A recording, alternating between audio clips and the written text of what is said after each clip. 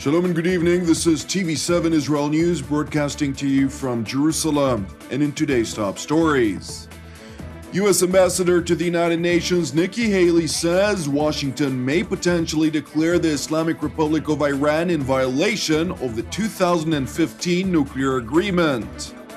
A high-ranking official of the Iranian-backed Hezbollah declares that the Lebanese-Shi'ite-militia was in a state of full alert and ready at any time for any scenario to confront Israel.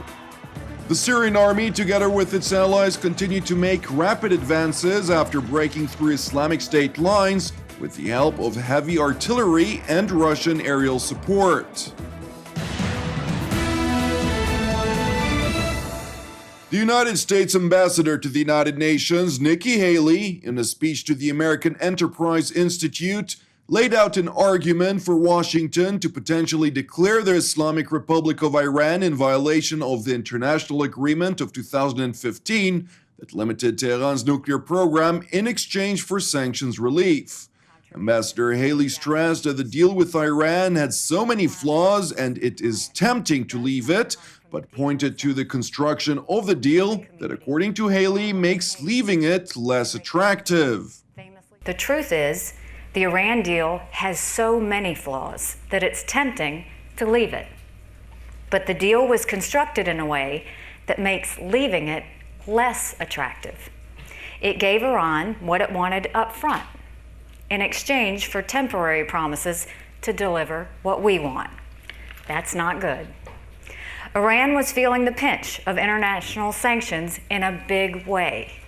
In the 2 years before the deal was signed, Iran's GDP actually shrunk by more than 4%.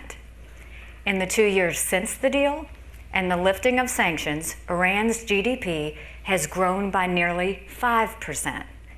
That's a great deal for them. What we get from the deal is not so clear.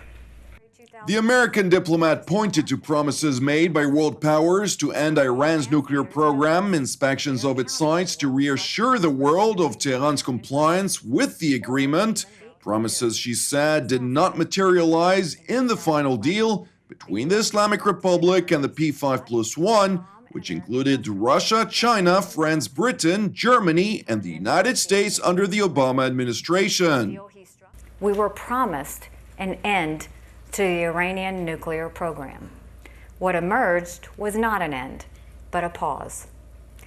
Under the deal, Iran will continue to enrich uranium and develop advanced centrifuges. We were promised anytime, anywhere inspections of sites in Iran. The final agreement delivered much less. The promised 24/7 inspections apply only to Iran's declared nuclear sites.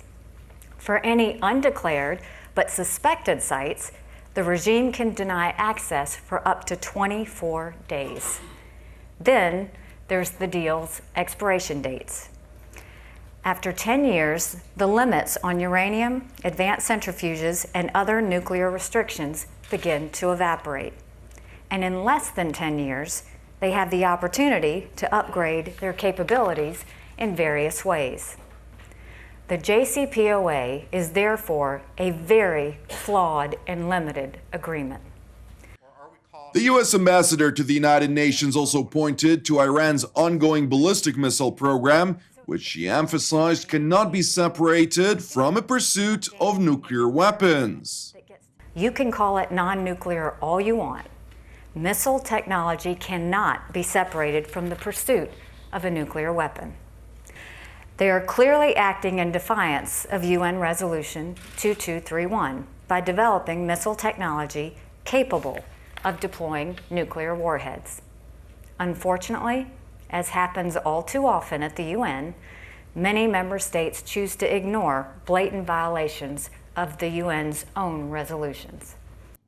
Under the nuclear agreement and a related United States law, the President of the U.S. must inform Congress every 90 days whether the Islamic Republic is complying with its obligations under the nuclear agreement, in which Iran agreed to roll back its nuclear program in exchange for billions of dollars in sanctions relief. The Trump administration has faced two of the 90-day deadlines so far, and both times avoided scrapping the agreement, stating that Iran was meeting the conditions needed to keep enjoying sanctions relief.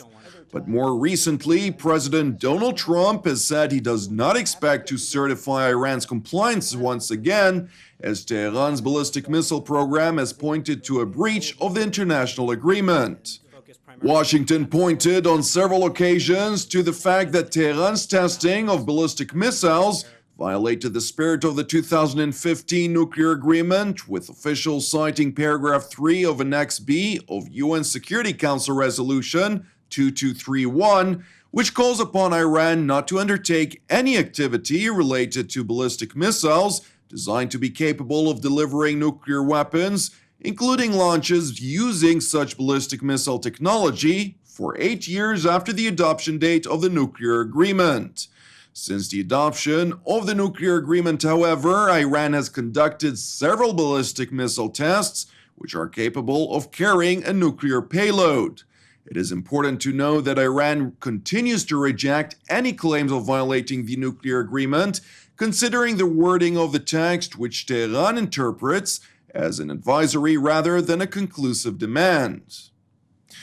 Now to Lebanon, where a high-ranking official of the Iranian-backed Hezbollah declared that the Lebanese-Shi'ite-militia was in a state of full alert and ready at any time for any scenario to confront Israel. The Hezbollah official emphasized that the Israelis will not be able to surprise Hezbollah, since Israel knows Hezbollah's capabilities very well after what the official termed as Israel's defeat in 2006. The official further noted that the large IDF exercise along the Israeli border with Lebanon was connected to Hezbollah's growing military capabilities, which Israeli officials pointed to on several occasions. The IDF exercise, which started yesterday, will last 2 weeks' time, with the declared goal of preparing Israel's military to all scenarios from the north, particularly an all-out war with Iran and its proxy Hezbollah. An Israeli defense official told TV7 that Hezbollah has developed from a terror and guerrilla organization into an army of about 40,000 fighters.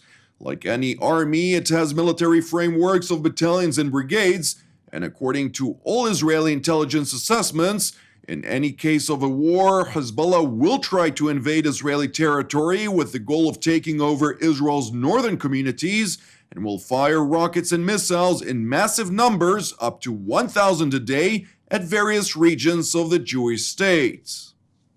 Now to Syria, where the Syrian army, together with its allies, continue to make rapid advances after breaking through Islamic State lines with the help of heavy artillery and Russian aerial support. Tanks and troops had pressed quickly toward a government-held enclave in the city of Deir al-Zor, where the Islamic State had encircled thousands of civilians and Syrian forces since 2014.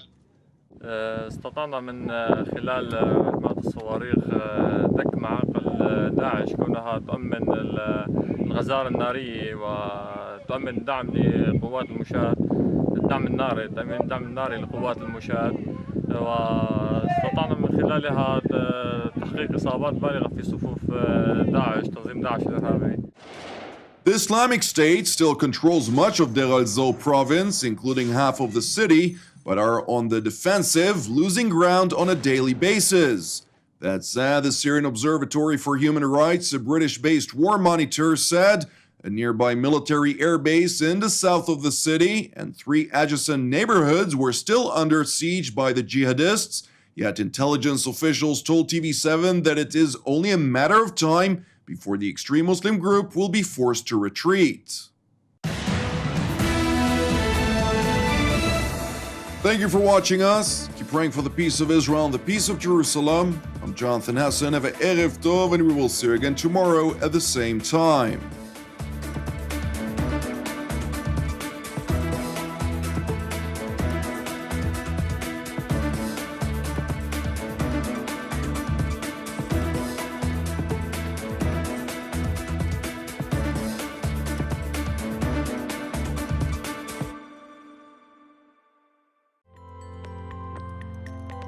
In order to donate to TV7 Israel News, please follow these simple steps.